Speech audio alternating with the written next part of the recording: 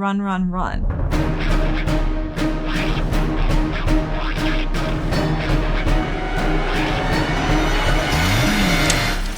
I'm Amy Nicholson. I'm the film critic for the Los Angeles Times, and we are here to really dig into Tom Cruise.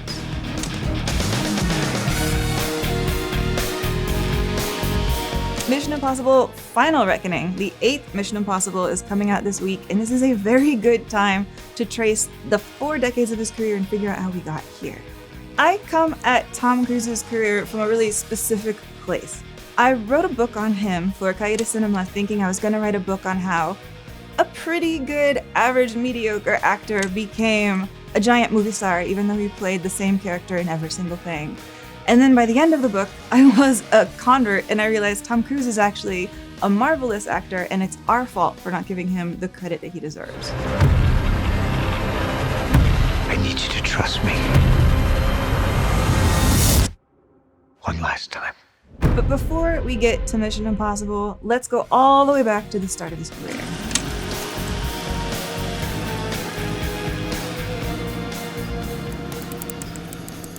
One important thing to know about Tom Cruise is that the way he first got recognized in Hollywood was as a psychopath. He is in 2 movies really early on, bit parts, but they're called Taps and Endless Love.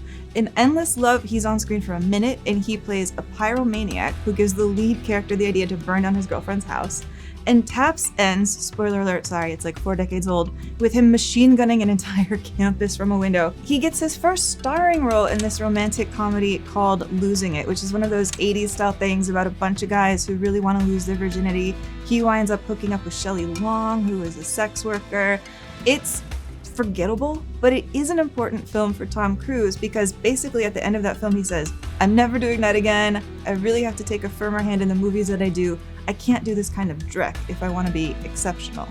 I mean, the film itself has 18% on Rotten Tomatoes. That kind of tells you everything. And then after that, he plays a redneck character, broken tooth, a little wild and mangy and unhinged in Francis Ford Coppola's The Outsiders. And it's a pivotal film for him because it's where he really starts getting introduced to this group of actors that are going to be called the Brat Pack. But from the beginning, he's like, do not call me part of that clique. I am my own thing. I am my own man. I'm about done with doing ensemble films. Hey, where you gonna get the dough, little man? Risky Business is the movie that really turns things around. In Risky Business, he plays this pampered suburban boy who, 80s sex comedy alert, starts running a brothel out of his house when his parents are out of town. The movie sounds like a dumb comedy again when you just put the Senate summary out there, but it's actually this really artful look at capitalism, America, culture, our attitudes about sex. It's almost like a teenage Wall Street. The director, though, did not even want to cast Tom Cruise in this. When the idea first came to him, he thought, that guy is a psychopath. I need an ordinary kid, not this Cruise guy. And Tom Cruise had to gain weight, pudge himself up a little bit, pretend to be this doughy suburban kid to get this role. And you should know that when Risky Business hits theaters, people are seeing it as, oh, here's the latest project from this director we're really watching. And about a month later, people are only talking about this as a Tom Cruise film. That is the impact that he has. But Risky Business is the movie where we start building this iconography of Tom Cruise. He wears sunglasses in that movie, and then the sunglasses become bestsellers. He slides across the floor in his underwear and just like a shirt, and if you've never seen the movie, you know that image. It's when he becomes a meme, which is a word we didn't have back then. But it's when Tom Cruise becomes a touchstone, cultural. People know who this guy is now. He's not hiding in the back of The Outsiders, he is a star. But Tom Cruise's stardom gets off on the wrong foot because he makes the wrong choice, the choice that looks like the smart one. He says, I should say yes to being in this gigantic blockbuster by Ridley Scott, the guy who did Blade Runner, the guy who did Alien. Obviously, that's the right move. The movie is called Legend, and he plays a guy named Jack of the Green, this impish, weird guy running around and gets totally blown out by all of the crazy sci-fi chaos happening around him. Nobody is paying attention to Tom Cruise. Everybody is paying attention to Ridley Scott. And by the end of that, he says, well, I can't do that again either. I have to make movies that are about me where I'm not overwhelmed by special effects. In that movie, by the way, also rotten. And it kind of deserves it. Although if you watch it, there's Tim Curry as the devil in these giant heels. Amazing. So now let's talk about Top Gun. If I was going to make a 5-film list of the performances that I consider to be the most memorable, the most distinctive, the most important, it has to start with Top Gun. This is a movie where he goes not just from a star, a meme, a visual gag, a reference, to full-on gigantic blockbuster hero that everybody is fascinated by from this point on. Congratulations. Thank you, sir. Top Gun is a huge movie. It's directed by Ridley Scott's brother, Tony Scott. It's got Jerry Bruckheimer involved. But what's really key is that Tom Cruise does not let himself get overwhelmed. He actually says that he gets to have the right to shape this project to him. He starts going down to Miramar and hanging out with the naval people. I know because my uncle was there. He's a real life Top Gun. He starts figuring out, like, I know what this movie has to be. It can't just be action heroics, shooting people down, and Reagan-era jingoism. Cruise convinces them that this has to be a story about a guy and his relationship with his father, that it has to be a movie with a lot of deepness to it. If you really watch Top Gun closely, it's about masculinity, it's about performance, it's about trying to convince yourself that you're the best in a weird climate where, like, Iceman can eat you alive if he senses any weakness. The original script had this idea that Tom Cruise's girlfriend in the film would be, I think, like a gymnast, and Cruise was like, no. Do not belittle me, do not belittle this movie. The person that I'm gonna fall in love with in this movie has to be a woman who is brilliant, strong, confident, cool, tough. She has to be an equal. Those are the kind of changes he's making that make his films just resonate with crowds. Critics at the time were really suspicious of Top Gun. A lot of them saw it as pro-military propaganda. And you can argue, well, yeah, it had an effect. Like, naval enlistments just skyrocketed after that. Other branches of the military started saying, hey, how come we don't have cool jackets like the one that Tom Cruise wears? And to be honest, politics completely aside, I think as critics, we can be a little suspicious about, like, the giant summer blockbuster. You know, it has to be great to win us over. You need to be doing it better and cleaner than the other guy. Now, what is it with you? I think if you really want to understand Cruise, you really have to know that when Top Gun ended and was a huge success, they offered to quintuple his salary. 5 times what he got paid for the first Top Gun if he would immediately do Top Gun 2. And he said no. He decided to buy his own freedom. He decided that it was more valuable to him to build a career as a serious actor, to study under the actors that he found really important, which is why he does this back-to-back of Rain Man and The Color of Money, where he gets to work with Dustin Hoffman and he gets to work with Paul Newman. Paul Newman, I believe, is really the role model of his career, the guy he wants to be, the career he's been chasing this whole time. And it also breaks my heart that those movies are great. Rain Man is the #1 film of the year. #1 film of the year at the box office. Imagine that happening today. Both Paul Newman and Dustin Hoffman get Oscar nominations. Tom Cruise is setting them up to succeed, and nobody cares about him. Everybody just thinks he's that Top Gun guy, and no one takes him seriously as an actor. Heartbreaking. I think if we had, it would change a little bit of his direction.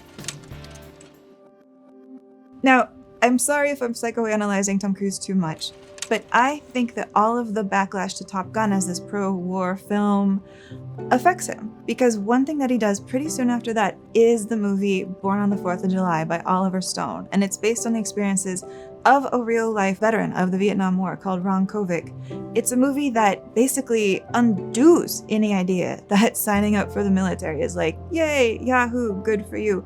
It's about a soldier who doesn't know why he's signing up, signs up for the wrong reason, signs up for social pressure, and winds up losing the ability to walk, losing the ability of his legs. It's a really raw, beautiful, painful, vulnerable performance. And it's the first role that got Tom Cruise finally nominated for an Oscar, although the irony is he loses out to Daniel Day-Lewis for a performance where Daniel Day-Lewis played a guy who couldn't use his legs. And I don't want you to feel sorry for me. Do not shed a tear.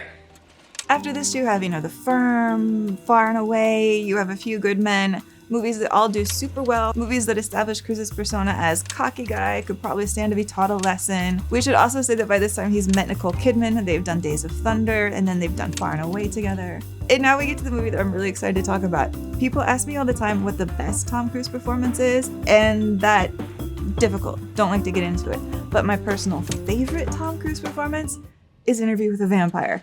And I need to explain why, because it's probably sounds like a suspicious choice. I've come to answer your prayers. Here's the thing. You have to know that when Tom Cruise was announced as the lead, as the guy who's going to play Lestat in the Anne Rice blockbusters, people went nuts. They were furious. The LA Times, pages and pages and pages of letters to the editor about like, absolutely not, no way. People were burning books. I am not kidding. Anne Rice took out a full page ad saying, I do not want Tom Cruise as my Lestat. This is not my Lestat. Wow. People wanted someone like Daniel Day-Lewis. They thought Lestat should be highbrow, high cheekbones, intellectual, wafy, very European. Tom Cruise at this time, his image was way too all-American. Nobody was into it. And yet, he proved the haters wrong. I think he is fantastic in Interview with the Vampire. He took this movie so seriously. He read every single book that Anne Rice ever wrote that connected to Lestat and built up this idea of who he really was. He understood his vulnerabilities, his weaknesses, his intellectualism, his meanness, his craft. He loved Lestat. He lost weight for the role so he could have those cheekbones everybody wanted. He had this chance that I don't think he's ever really had since then of creating a character who was like sexual, devious, romantic, manipulative, vulnerable. He kills it. If you just want to get a taste even of how good Tom Cruise is in this movie, because he's not in enough of it, in my opinion, just watch the scene where he's trying to teach Louis how to kill people by torturing these two women that he's brought to their room. He breaks these two women down. It is so brutal. And he's trying to get Louis to essentially mercy kill them. It's your coffin, my love. Enjoy it. Most of us never get to know what it feels like. Why do you do this? I like to do it. I enjoy it. Take your receipts, taste pure things. Kill them swiftly if you will. But do it! For do not doubt! You are a killer, Louis! It's really about a master trying to get his student to level up, and he cannot do it, and he is so frustrated. It is just virtuoso. Jerry Maguire is his second Oscar nomination. He loses again. And it's, I think, really deserved. This was his movie that he thought was going to be his version of The Apartment. You know, a comedy that seems really funny on the surface, but underneath it, it's dark, it's broken, it's about people who do not have it together in the slightest. And now we come to the first Mission Impossible. Mission Impossible is a lot of firsts for Tom Cruise. You're not going to believe me when I tell you this. Go back and check. It is the first time that Tom Cruise actually plays an action hero. That's how we think of him now. That's not who he was. He was in movies where people might shoot at him, but he wasn't a gun guy. He's not throwing punches. He doesn't beat anybody up in Top Gun, but he realizes he wants to start a franchise. And so he chooses a franchise based on an old TV show that was not known for using guns. Mission Impossible is perfect for him because it's all about craft and acting and intellectualism. And so not only does he pick out this property for himself, it's the first thing that he chooses to produce. I'm going to build a franchise and this is what it's going to be. It's not something he was hired to do, it's one that he has built. And so I love taking deep looks into it because his fingerprints are everywhere. It's Tom Cruise who makes the decision for the first Mission Impossible, it is still my personal favorite, that he's going to hire Brian De Palma, this art house director, only ever worked in low budget art house cinema, has never done a film of this scale before, but he knows that De Palma, even if they're going to butt heads, which they do, is going to make a film that feels classy, artistic, brilliant, screwed up in all sorts of interesting ways. Mission Impossible is maybe most known for its famous scene where he gets lowered into a vault by a wire and has to hack into this computer while he can't make any sounds, he can't drop any sweat on the floor, he can't touch anything. It is perfect. Here's where we come to another important pivot in Tom Cruise's career, a moment where you can really see who he is and who he wants to be. 1996, he launches Mission Impossible, he gets an Oscar nomination with Jerry Maguire, he disappears. He decides that at the peak of everything, his financial clout, his stardom clout, his critical clout, he's gonna go to London for 2 years to make a movie with Stanley Kubrick because, again, he wants to be taken seriously as an actor. He brings his wife, Nicole Kidman, and this is supposed to be a movie where Tom Cruise is roaming the streets of New York on this desperate quest to get some action from a woman so he can have revenge on his wife. There's so much hype around this movie, and then Stanley Kubrick dies before it comes out.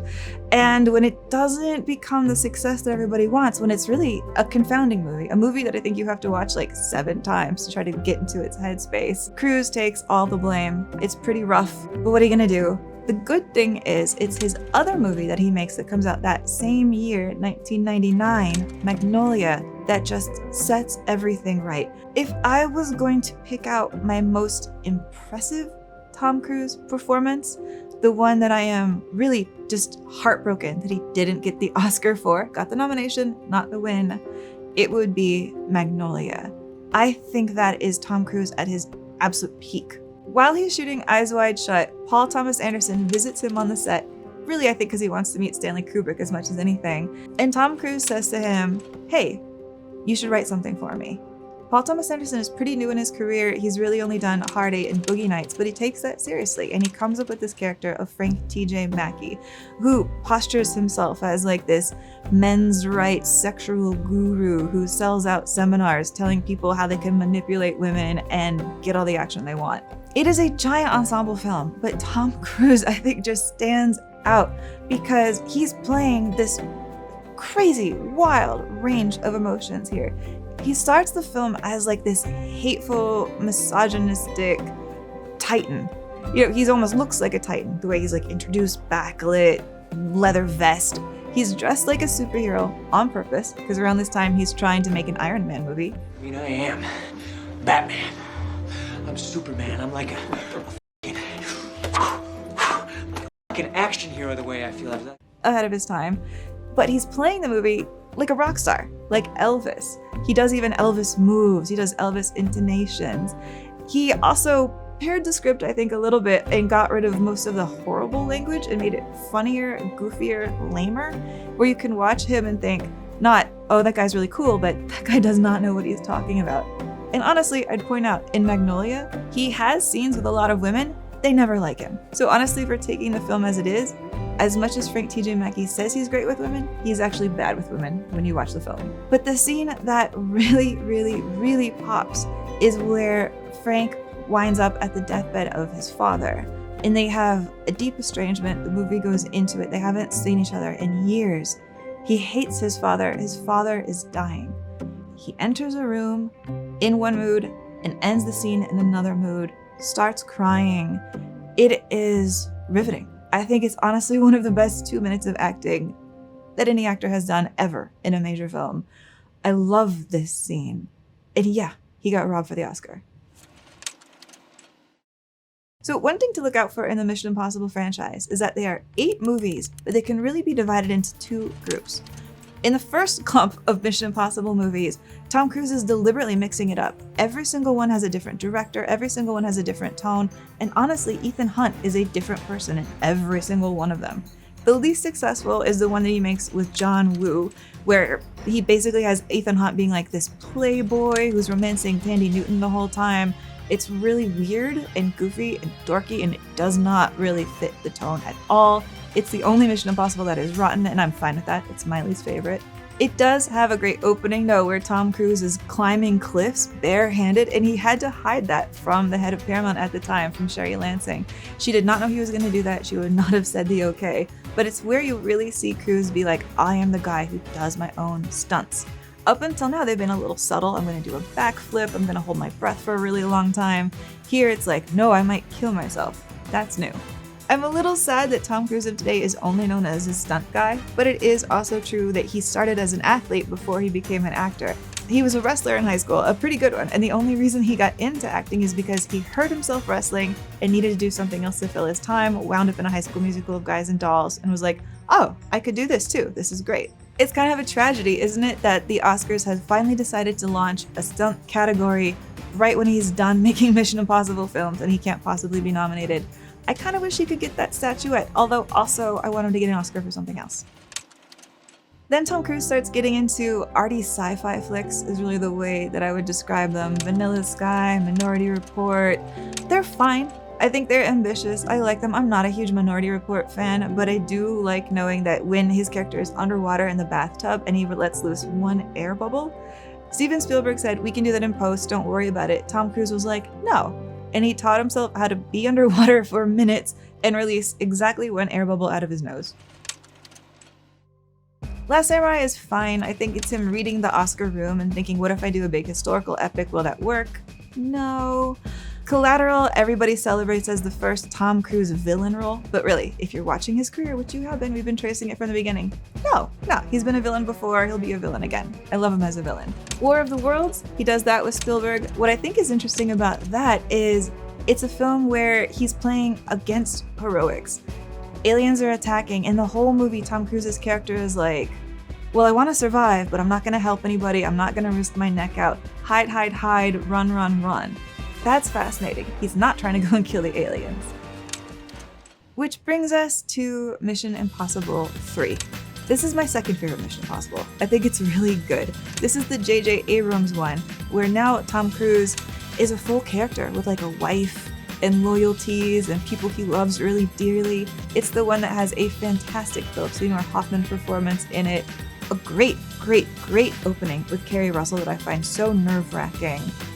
I love this movie. I really stand up for it. But Mission Impossible is one of those polarizing ones. You either adore it or you hate it. Most people are not neutral.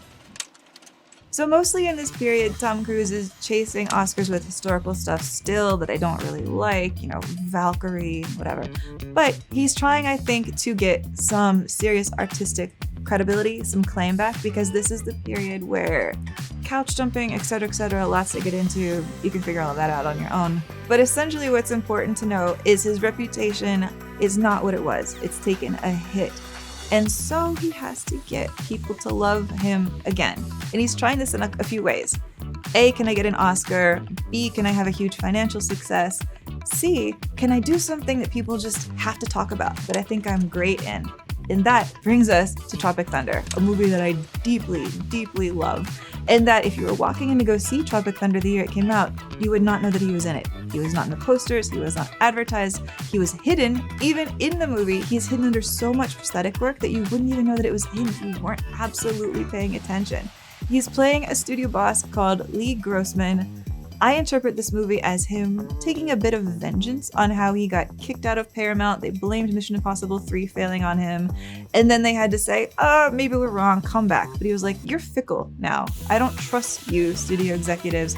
I'm gonna make a movie where I just make fun of you the whole time. And that's what he does. As Lee Grossman, he gets to be so foul, fouler than he has ever been, say things he has never said in movies. He's not a guy who curses a lot. He really lets loose here. First, take a big step back and literally f your own face! He even gets like the whole dancing scene at the end credits. He's so funny. One of the paradoxes that I find so interesting in Tom Cruise is that when you go film by film, you really see that he's trying to prove he has a gigantic range.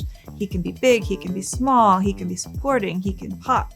He can do all of it, but we keep thinking that there is a Tom Cruise and it's the cocky guy. His films almost seem different in the pop culture memory than they are when you're watching them. And that's what I love examining in his career. It's really rare that he gets to do something so out there, like Tropic Thunder, that he forces you to acknowledge that he has a huge range, bigger than what the public imagination is of him. Now we're in a stretch where he starts getting more rottens than he's used to. He hasn't gotten rottens like this since the early days. Rock of Ages, people don't really like. Night and Day, people don't really like. I personally think he's okay in those. His musical number that he has with Malin Ackerman, I Want to Know What Love Is in Rock of Ages, great. I can't stand up for the rest of the movie. It's a little out there. What is working though, in between these romantic comedies, are his action films. He does Mission Impossible Ghost Protocol. That one's great. I love Ghost Protocol. That's the one where he's dangling from the Burj Khalifa. He also does Jack Reacher. I think he's miscast, but his first Jack Reacher is fine. Second one's awful. But this, I think, reinforces to Tom Cruise that people don't want to see his range. They want to see him nearly kill himself and do some awesome stunts. And this is the point in his career where I think he's feeling a little insecure and he's gonna just give the people what they want. I think the best film in this series, though, might be Edge of Tomorrow, because that's the movie where he's playing an action hero, but one who just dies, falls, is weak, is scared, doesn't want to be there. It's a cartoon. And sometimes when he plays action like a cartoon, which is also what he does in Ghost Protocol, where it's basically a silent movie and he's just running around like the coyote trying to survive, he's so good at adding that dimension to the action. He doesn't do action the way, Stallone does action, the way Schwarzenegger does action. His action always is character driven. And Edge of Tomorrow is where you really see that, where you see him evolve through death.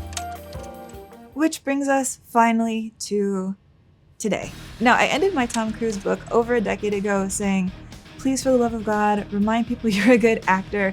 I want you to work with the Coens or Tarantino. I want you to work with somebody who really understands that you are a real talent.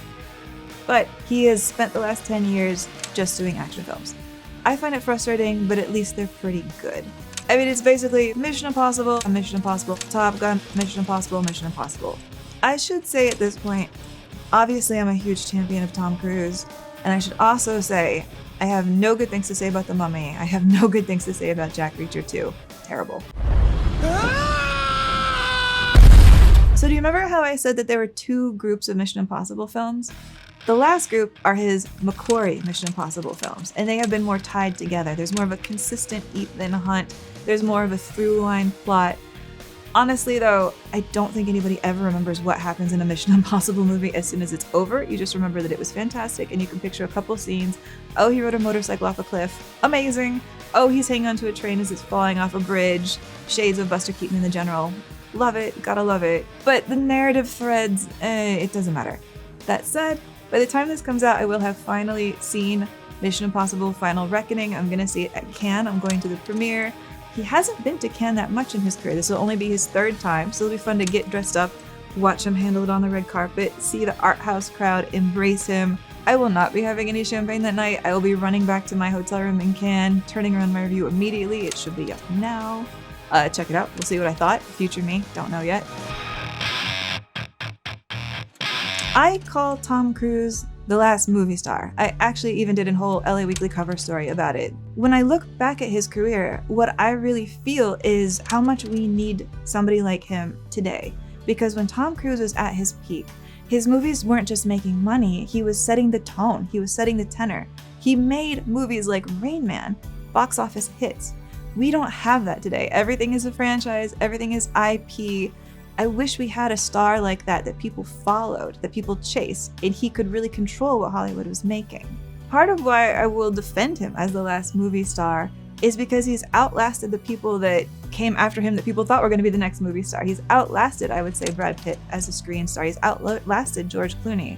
Not that they're not making movies, but they don't seem to be trying as hard as he does. I'm sorry if that sounds harsh. I still like your movies, but there's something about how he carries that shoulder of the industry on top of him. And I think why I get so frustrated with his career now is when he's stuck doing the Mission Impossible Top Gun Tango, it makes me think that that person really can't exist right now. And I want to believe that I'm wrong. I want to believe that somebody can turn this around. I mean, I don't know Tom Cruise as a person. I don't know, and I really honestly don't care that much about his private life, but I care a lot about his movie choices because I care a lot about movies, and I think what he decides to do says a lot about where the industry is going and what potential we still have to keep this business alive and active and everybody in love with theaters. I trust him to make good movies. I might not like all of them, and yeah, when you really look back at the last 15 years, there's been some stinkers. But I believe that he loves movies maybe even more than I love movies, and that is a lot. So all of this is to say, if you think you know who Tom Cruise is, if you think you're like, oh yeah, the cocky funny guy, the guy who almost gets himself killed, that's what he is, that's what he can do, that's all he can do. If you believe like I believe, before I started writing a book about Tom Cruise, pick a movie, go back, study it, really appreciate all of the levels he's bringing to that performance. He is a rare talent, and I'm so happy that we have him.